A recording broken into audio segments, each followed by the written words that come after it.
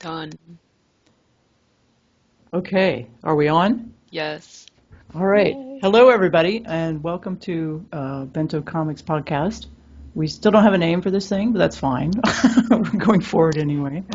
Around the table today, we have the following people. Liesl Adams. Hi. Is that your last name now? You got married. It's Gallier, but I still use Adams. Oh, okay, good. Or I refer to you by your email address, which is Yeah. misnomer Bad Comics.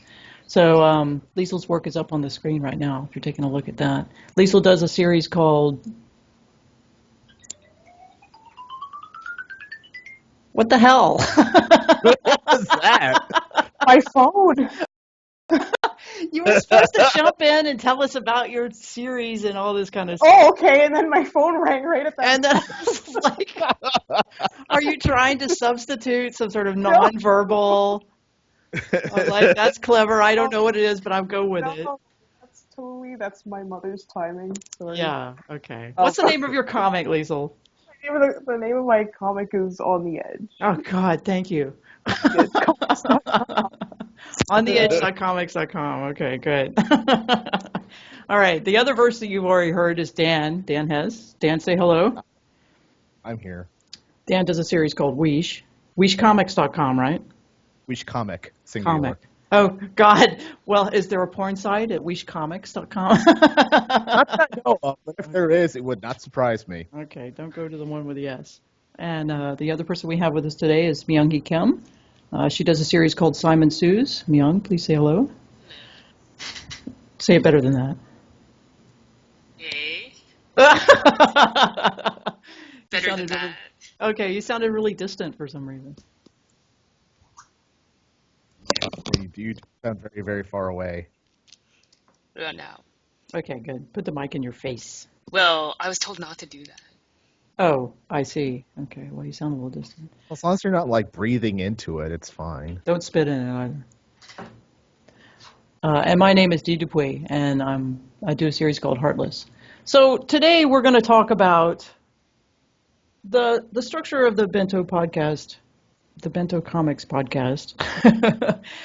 We wanted to kind of wrap it around our journey from, conception to final deployment of this anthology, which we just came up with a name for it last week.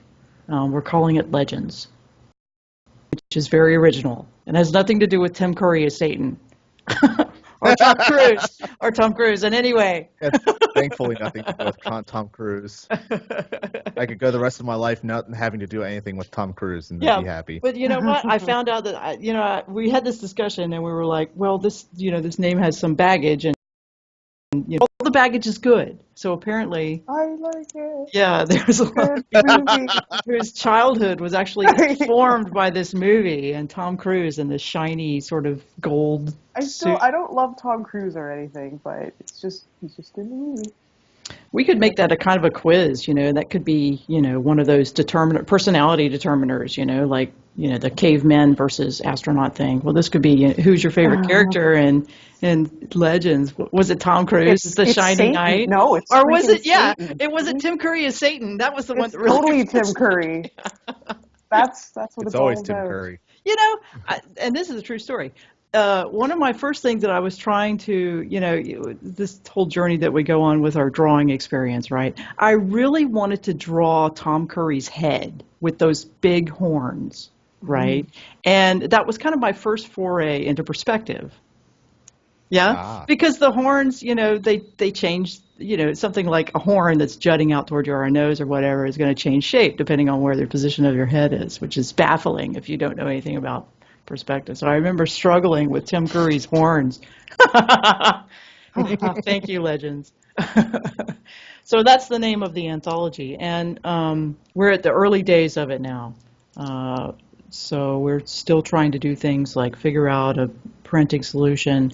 We have people that I think we all have a pretty vague idea of what it is we're going to be doing. Some of our ideas are a little bit further advanced than others. So what you see on the screen is a piece that Liesl is doing. And Liesl, why don't you tell us what you have up here and what you're doing? This is just, it might end up being the first panel of the comic. It's a story that takes place at like a waterfall that's in my hometown where somebody leapt to their death because of a broken heart. So these two kids are walking towards that area. And I'm also learning digital painting at the same time, so I'm kind of doing one exercise to figure out color and stuff. So these are sort of thumbnails That looks that I'm fantastic. doing right now. Mm-hmm. It's beautiful. And I'm enjoying it. I love the idea of doing these tests. So last podcast, which was terrible enough that the public will never see, which is too bad because you missed some of Myung's attempts to work out characters using these kind of sort of professional ways to do it. What was that called, Myung? That process where you were doing these silhouettes? Oh, that's really all it was. It was just these little mini thumb silhouettes, and then you just play with the shapes. Yeah, so this is a way that, professional animators and I guess game designers and whatever try and, come up with a unique kind of personality for their, Yeah. is that something you learned in animation or? Oh, it's like it's a character design type thing. Yeah. Yeah. Yeah, I find all this sort of process fascinating, and if you're not exposed to this, and we're fortunate to have several sort of industry professionals with us, in this group. But then we also have people like me who know nothing, who are constantly fascinated by this process. It's like, what? There are ways to You're a develop professional this. in a different industry. Yeah. And here's the thing. A lot of this stuff is kind of hidden from view. Maybe with the internet, not so much anymore. But you tend not to see people's very early work in this process. And a lot of amateurs or hobbyists like me will look at something and just think that it leaps full blown out of someone's cranium, which is not the case. And these developmental materials, the work that you put into figuring this stuff out, is absolutely fascinating, and we don't see enough of it, I think. Well, I think it's also like a time constraint thing, because it's not something that, if you're good about it, and I guess if you're really conscientious, then you do all those steps, but for the most part, like, kind of skip out on things if you're running out of time, or... Yeah. Yeah, like I would never do this on any like TV production. There's no time. They don't give us that time. Yeah. So. That's one of the things we kind of wanted to try with this anthology was to give ourselves a long lead time. Our ultimate goal is NYCC in October 2014, if we get a table, in which case, or if we don't, we might push it back. The print publication date, we might push that back a little bit farther. But we wanted to give ourselves this long lead time to really be able to have the luxury of doing this stuff that we don't normally do. Think about color and character design and actually write a story rather than just draw something and slap some words on it at the end. I'm good at that. So what program are you using to do this? This is Photoshop. Okay. Of course. What else would it be? Photoshop. Yeah. Well, you guys do the manga studio thing, right? I don't think anybody paints like this in Manga Studio. Oh no. No. yeah. No. Well, Myung doesn't have 5, so she can't do layers and stuff. So. And Dan is a different creature entirely. I don't think I would paint in Manga Studio. I think you can do this kind of work in it now. I don't know. Later. I don't know. I have a bias. I see it to believe it. I mean, some of us have been using Photoshop, and Myung is one of them since probably 1. Yeah. Well, Yeah, so 0. Not one. It was a little baby. Well, it was just a tiny little baby software. I remember So there's zero reason for this. Before the internet, and there were like you couldn't get easy access to tutorials, and I just got a stolen copy of it when I was like my first year in college, and I was just playing around in it. I had no idea what I was doing. Yeah. Oh God. Let's go around and have our first experience with Photoshop stories. I remember vividly, I think it was maybe it was two. I don't know. And the interface, it has lots of, I hate this in software development. It has like lots of little toggles and, icons that are completely inexplicable. You press them, maybe a menu will pop up, maybe it won't. And I remember just sitting there kind of fascinated, pressing on stuff. And at the time, I was so ignorant, and like you say, Myung, that was before the internet, right?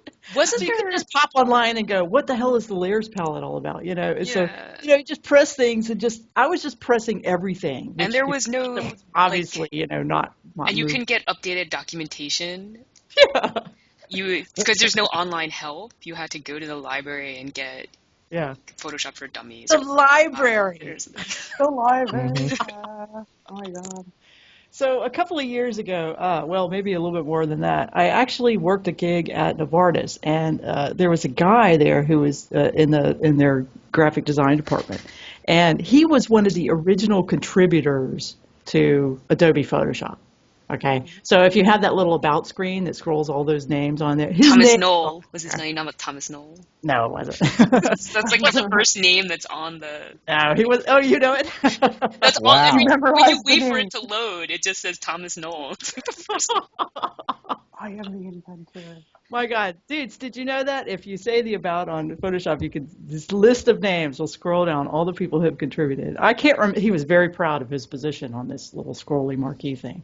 So, I who had been victimized by Photoshop for a number of years at that point, I just used to get into these, arguments about how Photoshop was terrible, and and his argument was, of course, Photoshop is the most wonderful thing that has ever floated into. I don't know. They were kind of enjoyable holy wars that amuse the other people. Dan, what was your first experience with Photoshop? You use it too. Yeah, I mean, it was one of the things on the curriculum sophomore year of college. Basically, our main computer graphics class was separated one semester of digital design or whatever, and the other semester was 3D design. So in the digital design or whatever, basically it was a combination of Photoshop and Director. Director. Oh my Yes, God. good old Macromedia Director. That was actually Lingo. my first. Lingo. That was my first program that I Oh, did comics in, was in Director. Oh my god. Dan, why? Well, because I didn't have a copy of Photoshop at home Didn't they or used to in my make? dorm. They were Jesus. using that software to make like menus for DVDs and like CD-ROMs and stuff. Oh yeah. Yeah, yeah. Yep. Lingo Oh yeah. was I the did that programming. whole business. Lingo was You- like the friendly, sort of colloquial street punk language, the equivalent Yeah. of slang. Wasn't like Programming the evolution slang. of that was kind of like action script and Flash. Action script was like Yeah. the lighter Basically, cousin. Director was Uh, Director was Macromedia's thing. Then they bought the creators of Flash, and everything switched over to ActionScript because of that. And then somebody at probably once it was bought out by Adobe decided, hey, you know what? Java is a great language. Let's make ActionScript like Java. And Java is one of the worst programming languages possible. yeah. C++. Oh no. C++. I'm learning that right now. Yeah, that's true too. C++ is pretty awful too, but still. Java has the knack of, in order to declare like a small variable that you're going to use once, you have to do like 140 characters long string in order to declare the proper class and everything else like that, just to say, I want this I x didn't equal 3. realize Java was a no-no because it's a free course, but I'm taking a Java programming course right now. Hey, Oh go my for it. God. Personally, I Just- think there's better languages out there, but C#. I just is wanted to pretty see good. what it was like. Well, now you're doing web stuff, or what are you? No, I don't know. Well, John and I are sort of making like a game on the side, our own little stupid game, but like I'm not actually doing the programming, like he's doing everything, but I was just curious to see how difficult it would be. So, you do have to know Java in order to program stuff for Android phones. yeah, that's what it was. That's what this course is. Like they're making a little Android game, Hmm. but it's really not that great course anyway. But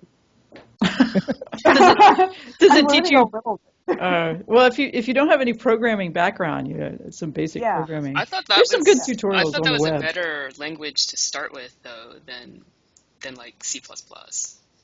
Yeah, Oh, C++ God. is terrible Yeah, to that start was with. my first Yeah. programming class when I was Oh, I like Oof. it nice. was like a summer learning annex thing, and I That C++. isn't summer learning supposed to be fun? That doesn't sound like fun. Yeah. But you always got the instructor that could never really teach it. He just kind of knew how to. He just programmed stuff, but he didn't know how to explain things really well.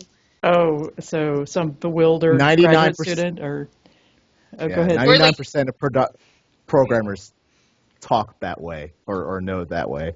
At their shoes. Oh yeah, yeah. Or at least when they're trying to explain something, they're explaining it in a language that they understand, but nobody else does. Or Yeah. they hack things like right away. They don't talk about good process or good best practices. Yeah. Mm. Believe me, Al's teaching a class right now actually it's probably C++ or C. I don't know. It's like the microscopes use this. This Assembly. very, very I basic. could see Al teaching assembly. It's so funny because you read the stuff on Mm. the web and there are all these hotshots whipping around with their, it's like, I don't know, even know what the cool platform is nowadays on the web. They change every 6 months. And then, the guys in the trenches, pulling the data off these microscopes are using freaking machine language or whatever. For them, C is a step up. It's like, oh my God, I didn't know you could do this. C is amazing. A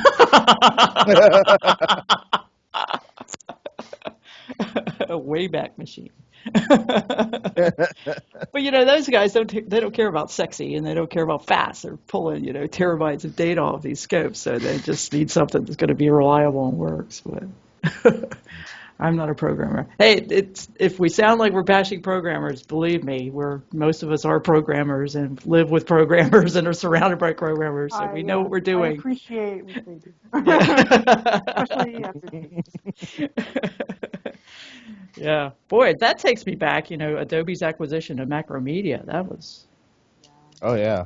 I was not happy about that because they choked off one of my favorite pieces of software, which was Macromedia Fireworks. I love that. I used to do all my websites in that. It's still around. Nobody uses it, but it's Yeah, still around. they don't use it. Nobody supports it, and they're not going to release a new version of it. Well, Actually, remember Freehand? yeah, I remember. Oh Freehand. yeah. Oh yeah. That's dead now. Yeah. At least There as was far as I another know. I program don't that like Freehand. I used to use it before Photoshop. It was something like G Paint or something. I don't know if you guys ever knew about Photo Deluxe. I used to use that before Photoshop. It was like Adobe's lower version of Photoshop. Is it the thing that comes free with Before they introduced Yeah, Photoshop it came scanners? free elements. with something. Yeah. That's exactly where my mind And there's, comes free with the scanner. yep. I didn't have any money. Oh my God, crap. Remember when we all had scanners? I don't even have one anymore. A couple of years ago, I just threw it away. My printer has a built-in scanner, but I don't Yeah. think it works anymore. Yeah. Oh, geez. Or at least the driver for it is no longer made. Well, geez, we sound like freaking Methuselah. I remember back in my day. I feel like we're not that old. I don't know. I guess we've been working in the industry. I mean, even those of us that are not professional cartoonists are, people that have worked in this sort of graphic design, web development, game/development sort of industry forever. Oh, so Photoshop.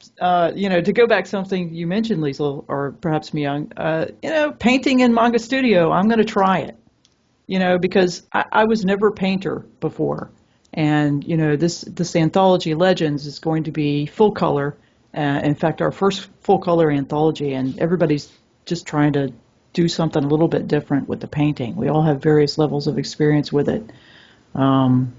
But, because I was never a painter, I never got married to Photoshop. I've always used it mostly for work and photo manipulation. And, I've tried doing my fonts and stuff in it, but I'm not, I'm not an, evangelical about it. So I am going to try and use Manga Studio 5. You can't use any other version because it will work for painting. We'll see how it turns out. It's not going to be as pretty as what you're seing on the screen right now, I can tell you that. I don't think that's Manga Studio's fault, though. It'd be my fault. All right.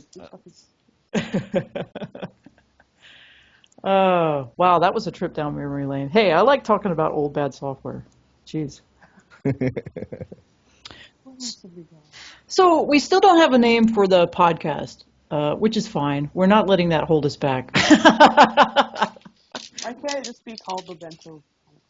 We could do that. We thought about being clever, but I don't know. We're just not that clever. Clever is not our strong point. No, we don't really do clever. But we thought we would come up with a theme song for the podcast.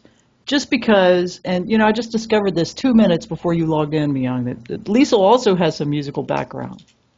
Yeah? So we're all secret closet musicians. So Liesl is violin and piano. And of course, Myung just played the violin for years. So what was your other instrument, Myung? Oh, that was it. I tried to learn the guitar, but that was unsuccessful. Oh, okay. Yeah. Branch out to strings. But violin, you were really good at. And I don't know. That's about as far as I got on the guitar, too. Dan, you're mostly electronic. Yeah? Everything Well, I've ever heard of you is electronic. So. Well, yeah, because that's fun. But I in high school and middle school, I played the cello. Oh. Good God. You know what? I don't think I knew that. How long have I known you? Wow. Really? It never came up in conversations? I don't think so. I mean, the cello. There's always room for cello. I played the violin very badly for several years because I was trying to teach myself, and I had this sort of shit-kicking swamp band. We used to play like Irish jigs at bars and stuff, and we needed a violin player, and nobody could play the violin, so I'm like, I'll play the violin, I'll do it. Wouldn't it be called the fiddle? It was indeed. Yeah. You're exactly right. Yeah. It was a fiddle, and I played it so terribly, but it didn't matter because you apply enough beer to it, doesn't. But at any rate, Dan is actually a composer as well, something I'd never learned how to do. So he has written various musical pieces for. I remember the first time I realized that you could do that was back in the old Wirepop days when your current series, Realms of Eshikaze, you did like a little flash kind of thing. It's really stuck in my mind. So it was like this is like a fantasy-based comic, and they were on this airship, yeah. And so that this music sort of build. I guess you did this in Flash, and the music sort of swelled up, and you saw this airship appear out of the clouds. I was like, wow, what is this? I just tuned in expecting, like a page of comic, and here is this Flash thing instead. And then they sort of zoom past you and go off into the sunset. And it's a very small little piece, but, very effective. I absolutely did. I'm like, Dad, what? So I learned several things that day. One, you can compose music, and two, you can animate these hidden streaks. So at any rate, we thought we come up with a theme song for this. So, of course, we tapped Dan, and Dan come up with a theme song for us. And so you showed us several of your older pieces. Yeah, and I have an entire library of just for a while there I was trying to do like a quick piece a day, just to put something out there. Because, I had GarageBand. I had a bunch of libraries of Apple loops, as they called them, or whatever. Just different pieces I could drop and place in there. And so I was experimenting and seeing what I could come up with. And that's the result. Yeah. Some better than others. You recommended that we have a listen to the jazz one. And I listened to actually several of them. And yeah. The jazz one's not going to work for us, Dan, because we're not that cool. Why not? We're not that cool. But we're relaxed and just sort of chill. Uh, We're not like, let's go out and get artwork done. Woo! Yeah.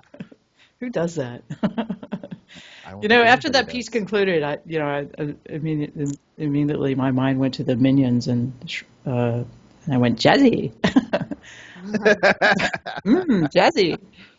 But we're not that cool. Of course, I want to be selfish. I want you to write something new. Oh God. Of course. But Dan had a really good point.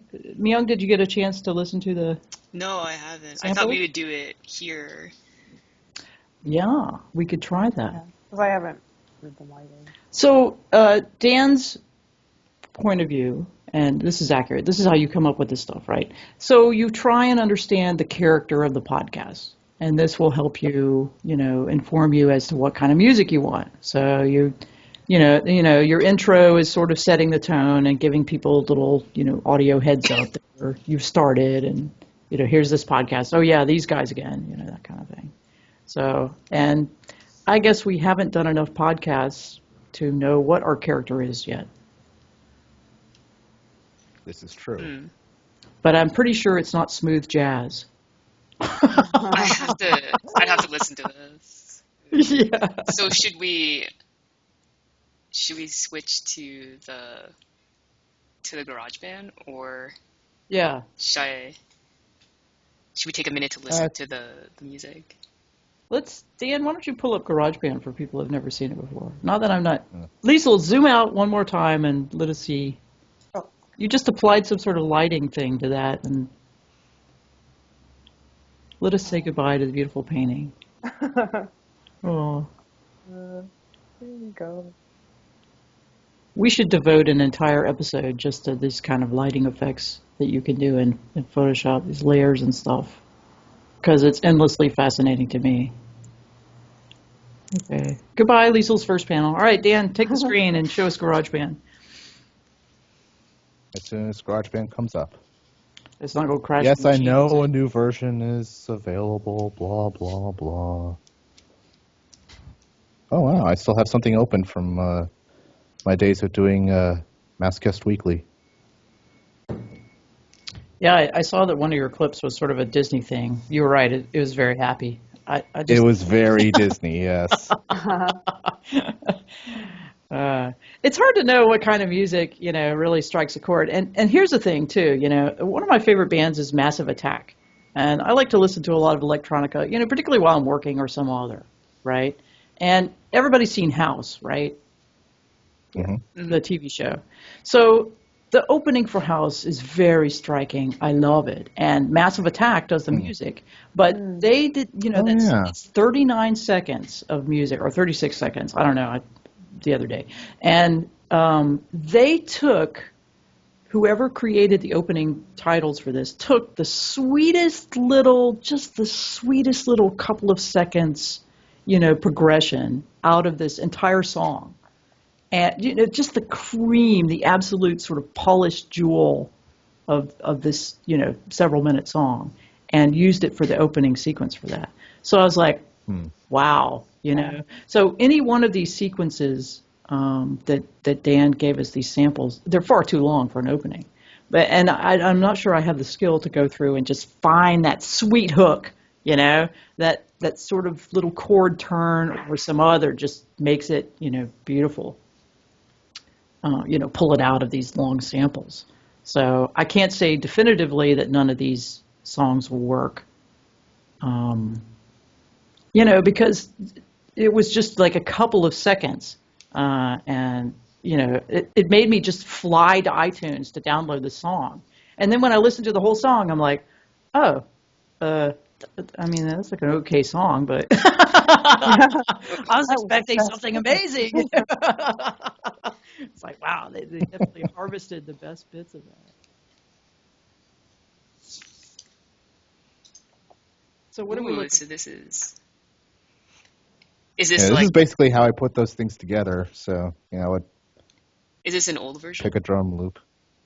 This is version 09. Ooh. Wow. Well, my computer here is only running 10.6.8. which I think they're up to 10.8 now. Something, yeah. So, yeah. But yeah, you can drop little things in there. Wow, it's been a while since I've used this. Because I'm trying to remember how I can actually extend loops. What the hell is Axiotron Quick Clicks? Since I have a mod book, which basically is a MacBook that somebody modified into being a tablet, that's how I have my keyboard. Damn. Or I can plug in a keyboard, but that sort of defeats the purpose. Ah, there it is. So how does this work? There we go. You pick a genre that you like, and then it gives you Nope, like a basic beat or tempo? You start out when you create you first create your song. You choose what key you want it in and what you want your beats per second to be, or beats per minute, I think, which you can change later on. But that determines what is available to you as far as loops go. And you just choose different tags, depending on what you want to find. Like, you want guitars that are dry. And it gives you bits and pieces. I don't even know what that means. And Right. I'm not quite sure what that means either. But you can play it to see whether it sounds interesting to you, which of course you can't hear because... I heard a little bit of something. Yeah. But you just drag it into the field. You can either loop it or, whatever. Press play to... Wow, that doesn't work at all. It sounds awful on my end.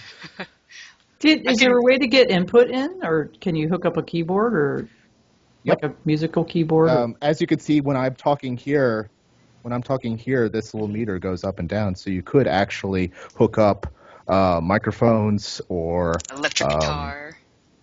Yeah. through a USB interface, and you can actually record your stuff, which a lot of people do because this is comes with Apple software, so it's not so hard to. It's free. Put stuff together. Yeah.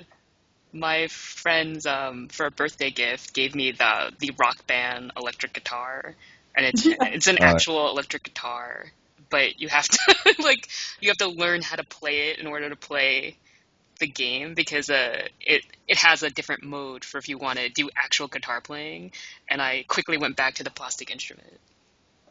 Yeah. Because you're a wizard at Guitar Hero. Yeah, because you felt like a rock star with the plastic instrument. But then when you go to the actual stringed instrument, you're learning how to play from scratch. So inefficient. And like ding, ding. And then meanwhile the music is shredding. Yeah, you're used to like shredding You're along like, with God some damn heavy it. ding, ding. And it was so stressful. I couldn't play like more than like 15 minutes at a time. Oh, yeah, playing an actual instrument is hard. That's why we have Guitar Hero. Oh. But like it has a USB output, so you could theoretically hook it up to your computer. Oh, so you would record, whatever, and then use this for accompaniment. Yeah. Lay in some beats and some backups. Yeah, it's like the dude on the corner of my street who has his whole symphony with his like a old boombox, but then he plays it. Oh man, where did I see that? Nice. I saw that somewhere. Somebody doing that. Oh, that was Vancouver. Yeah, it's a good idea. I think the guy who has it's the Chinese sitar or something. He needs something like that as well. You guys have one of those guys too? We have one at Harvard Square. The Chinese one-string instrument. He's selling CDs too, and I kind of want to point him to iTunes and be like, dude, digital. Like, you could have your own genre too, into like street performer genre. Yeah. Yeah. I should know the name of that instrument. Apparently every big city has one of those guys. I don't know. I haven't met the one in Cincinnati yet.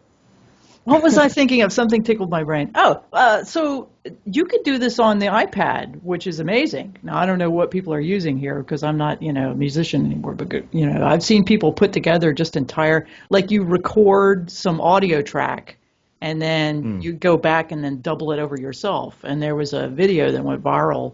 I saw it all over Tumblr that some guy was, accompanying himself. And he essentially kept recording more, tracks of himself and playing them back, and then the final product was this extremely layered, beautiful, harmonized piece that is done. There's like a project where they have several people from around the world and they sing a part of the song of it was from Fun, like one of their songs, and then they just composited it together and it sounded like a giant chorus.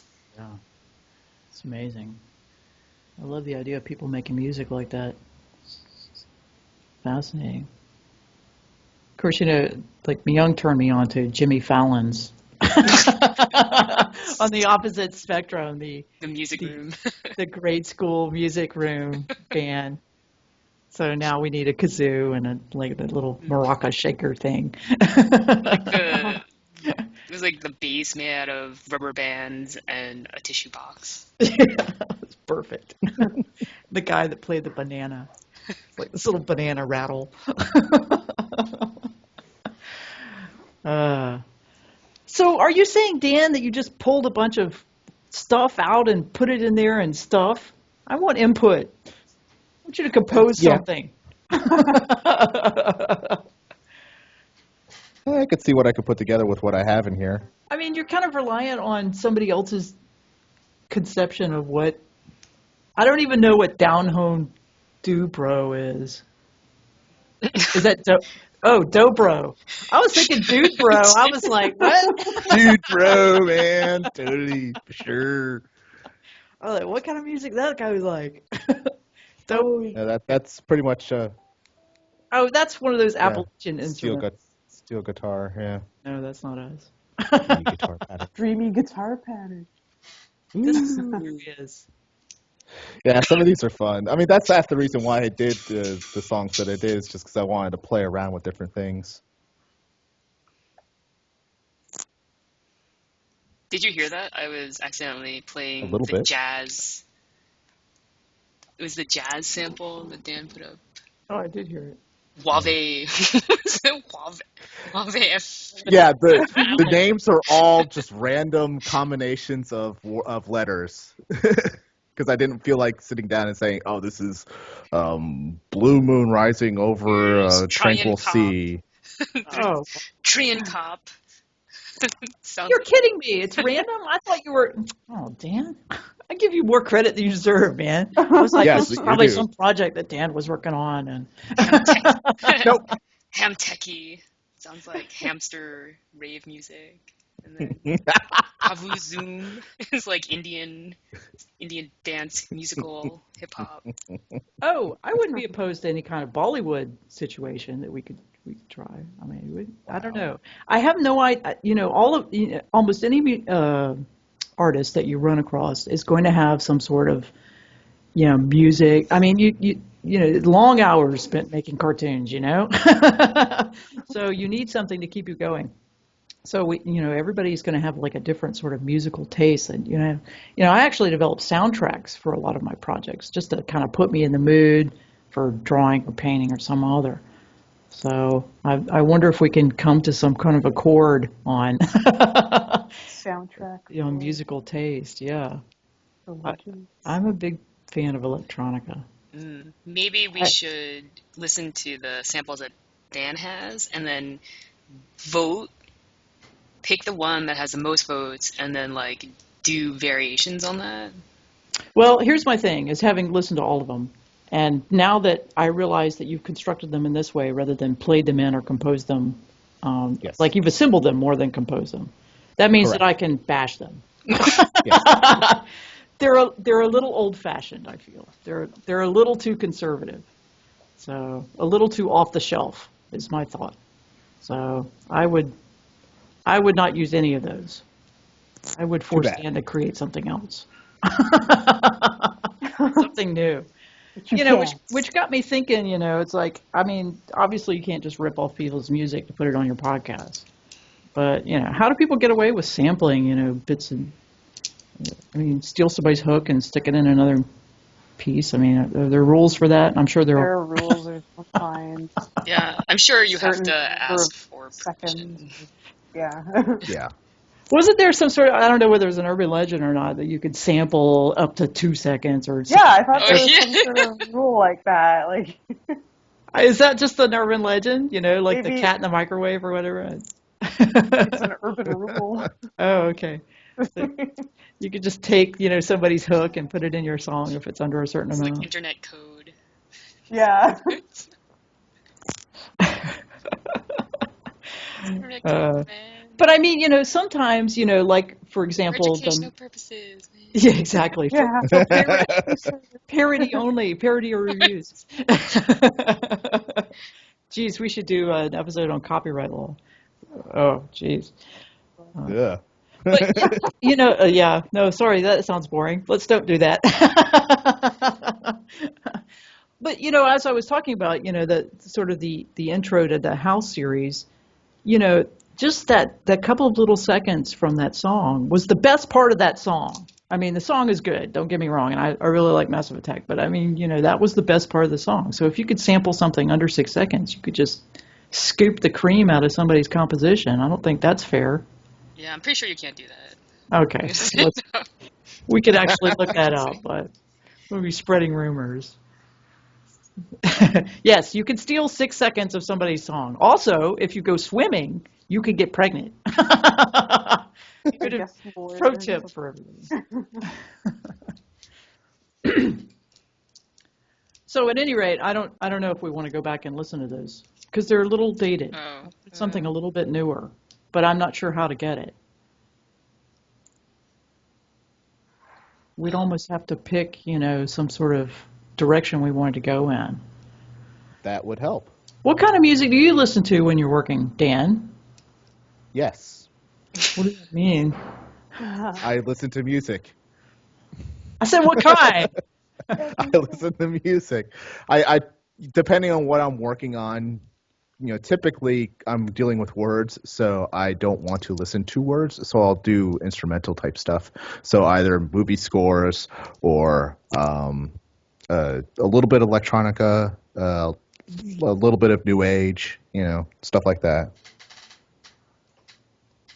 I find that people have that. They don't, it's hard to listen to, lyrics when you're trying to compose or whatever. Right. Myung, what do you listen to when you're working? It's kind of the same thing. Like if I'm doing something that requires a lot of thinking, then I'll just put on streaming soundtracks, or I'll put on like a movie soundtrack, or some like orchestration. Yeah. Lisa, what do you listen to? I listen to a lot of different things. Depends on my mood. Like a lot of the time I'll listen to just pop radio or something. I just need like background music kind of thing. Yeah. But I listen to rock. I like rock music and 80s and metal. I'm a weirdo. Seems like that. I don't know. We got a crossroads there, don't you think? I found that when you're writing, I can't really listen to anything when I'm writing. But Yeah, if I'm storyboarding, I can't listen to anything. yeah, funny how that works. But if you're inking, you've already got the drawing down, you're inking or whatever, then you can listen to whatever. And if you're painting, I don't know. I could probably listen to things that actually have lyrics if I was painting. Oh yeah, I'll listen to anything. Mm-hmm. Yeah. Or listen to TV or, like a TV show. Yeah. Sometimes I watch stuff. Well, I've been listening to a lot of podcasts lately, actually. I like podcasts. We should do a podcast. Should. Oh, yeah. That's a great idea. So I guess we're going to have to think a little bit more on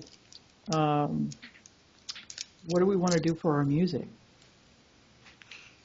And also, it really makes me wonder, I mean, we live all over the planet. We don't get together very often. But we should all get together and make a string band. The Bento Chamber Orchestra. Oh my God, we could totally do it. Oh, so our other members who aren't with us today, you'll have them. They'll be swapping in and out on this podcast depending on their availability. Queenie probably plays the violin. She had a classical education. Is it because she's Asian? She's Asian. She has a classical education. She's smart and stuff. I'm kind of She stereotyping. plays the violin or the piano. I'm kind of stereotyping, but I bet you that's true. She had some kind of music lessons in her upbringing. That's not how you came to the violin, is it, Mian? Because I'm Asian. Yeah. Yes. Yeah. I can't see your mom, In our annual convention, we all pick out a jazz instrument. Right? What is your child playing? Well, Violin. I don't know Yes, I approve. if they do the same thing in the majority of elementary schools, but around the first grade or something, they take you in and they examine your hands and your chest and your breathing, and then they determine what instrument you have the potential for. Oh, wow. No, wait. Are you making that up? No. Really? No. I only had that when I, my parents tried, put me in, the serious piano lessons, which was, a province-wide, I don't know, conservatory thing. It was private. And, yeah, it was a private school type of thing. I don't know. And that's where they did, the looking at my hands and stuff and judging me. And I just remember, being, Maybe 6 they years just... old. My God, you're kidding me. This actually happened? Yeah. But it wasn't in, regular school. Yeah. This is determinism. Did they do any phrenology? Did they examine your head Well, for they lumps? just have I have you... no idea. I don't know if they actually knew what they were doing or they're just bullshitting, but they sat you down and then they had you hold your fingers out straight and then curl and then grip a ruler, and then they had you do breathing exercises to see how long you could hold your breath and how deeply you breathed in and out and stuff. Oh my Lord. I had no idea. And And your posture. They examined you and decided that you were a violin Yeah. person? And then they had It's because you were Asian. Wow. they were Yeah, it's because you were Asian. they have this eye chart and they're eyes of certain shape. Yeah. Brown, almond-shaped eyes. black Almond hair. shape, violin, Yeah. cello, viola, stringed instrument, not guitar. Oh. My sister got the clarinet though. I can't believe that they assigned you instruments. You know how I picked my instrument? I picked the instrument that nobody else wanted because I felt sorry for it. And that's how I learned how to play the French horn. Do you feel sorry for the French horn? Aw. Then you I felt say sorry for the it. French horn. My family's background are It's not very... alive. I spent a lot of time with that instrument. I felt like it kind of had a little personality. It was misunderstood, So I was playing the trumpet because I just had one, Because that's the better instrument. No. Oh, God. Don't even get me started. And then they had this French horn, and they're like, well, nobody wants to play the French horn. The French horn is... And then they opened up the case and pulled out the French horn, and it was shiny, and it looked lonely, and I raised my hand and said, I will take the French horn. So... Is it an auction? Or who wants the French horn? No, we're talking about junior high school, band room. They just had a bunch of instruments, right? Nobody had their own instrument. So when I brought that thing home, you can imagine my mom, it didn't have a really high culture, what you would call a culture with a capital C upbringing, right? We're definitely members of the proletariat. Chez Dupuis. She's what the hell is this instrument? She's like, what the hell is that? Can Why you can't cook you with play it? Here was the thing. Why can't you play a normal instrument? I'm like, hey, half of your genetics went into me. I don't know why. So yeah, French horn. But certainly nobody measured my hands or shit like that. What is that, a northern thing?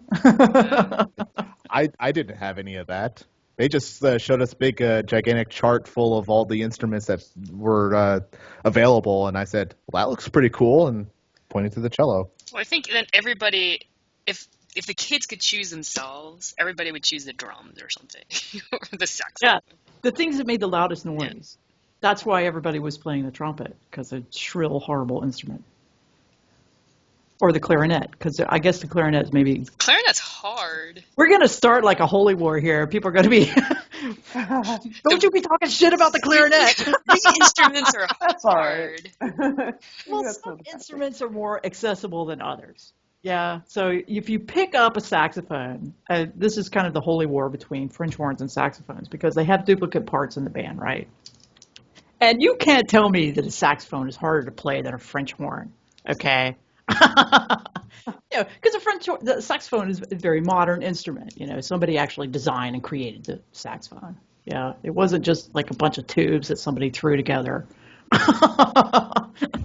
So, I guess some instruments are more immediately able to pick up. There's no easy instruments though, so good luck trying to find that. Well, I mean, there's the learning curve. Like, I think there's the instrument that you can immediately make noise with, but not necessarily music. And then there's the instrument that you can't even, like, get a sound to come out of without some training. Yeah. Like the flute. Or the fucking oboe. I mean, I don't... Any of the double reeds. The bassoon. Who even created these things? I don't... Ugh. Here's the thing about double reed instruments, too. This is all my band prejudice coming out. The reed... It's so bizarrely put together, it's so old-fashioned. It's like a piece of bamboo and some string is wrapping around it. So you can't get any sound out of this thing unless you keep it moist, right? So in band, you just got used to the constant sound of the double reed sucking on their reed. You just constantly trying to keep their reeds moist so they could get some music out of that thing. It's ridiculous. You would like... Did anybody... What? Sorry, go ahead. I was going to ask if anybody here sang. Oh, I did. That was more of my thing, I think, when I was younger. You were in the I was in choirs, yeah. We just had a lot of contempt for you people, I have to say. Anybody can sing. It's not even an instrument. Those are words of ignorance. Oh my God, yeah. Those are the people who are an American Idol, whose boyfriends are like, honey, you could totally sing. You should get up there and try out. And then they're like, my boyfriend told me that I was the greatest singer on the face of the planet. You just don't know what you're looking for, Simon Cowell. Those are the best auditions on the show. Oh, Yeah. I can't sing. I was never in the chorus. I was always brass. I think that's why when I tried to move to the violin, I tried to, brass, you can characterize the different instruments. Is the personality type formed by the instrument, or do you bring a certain personality type to the instrument when you come? But switching over from brass to strings is not. Always played my, violin very aggressively. I was more sawing at it than. Have you ever seen that old cartoon with Dick Van Dyke? It was Tubby the Tuba. Yes. Oh, man.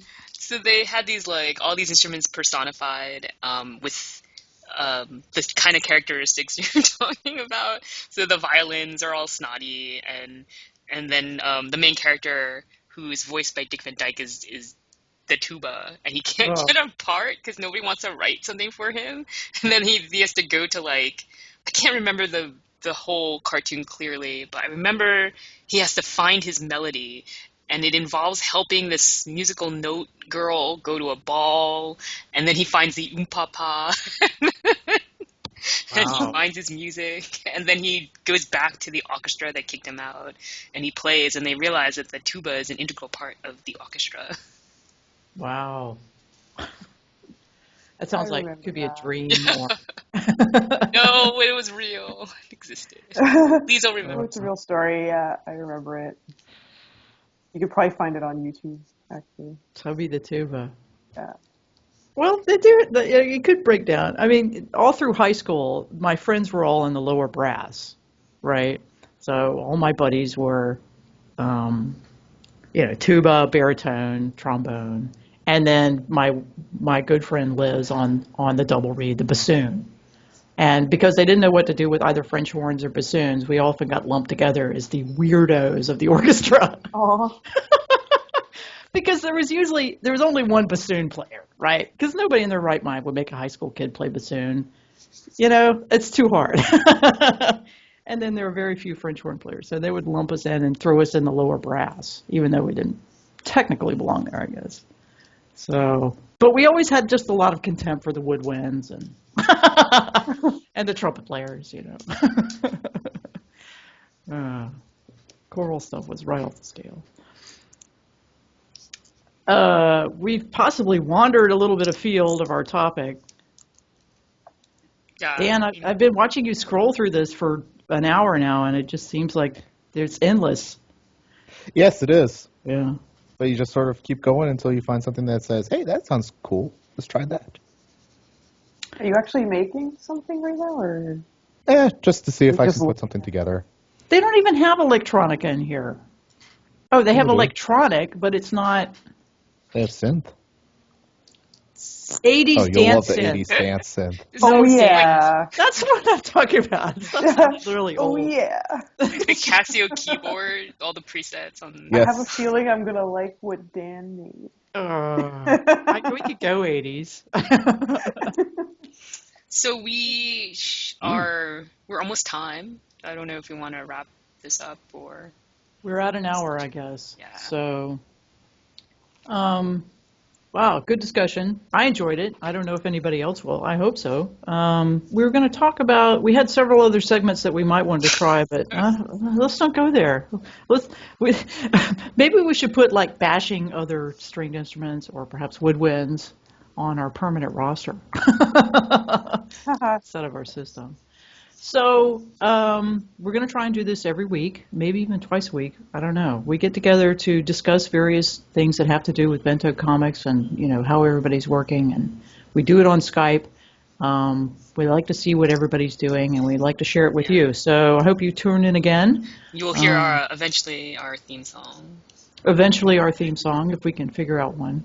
Our 6 seconds. We should just sample 6 seconds of all our favorite songs and get Dan to put them into Garageband. Say, that's an idea. So I hope you'll tune in next time, and it was good sharing this with you. So we'll see you again. Bye. Bye.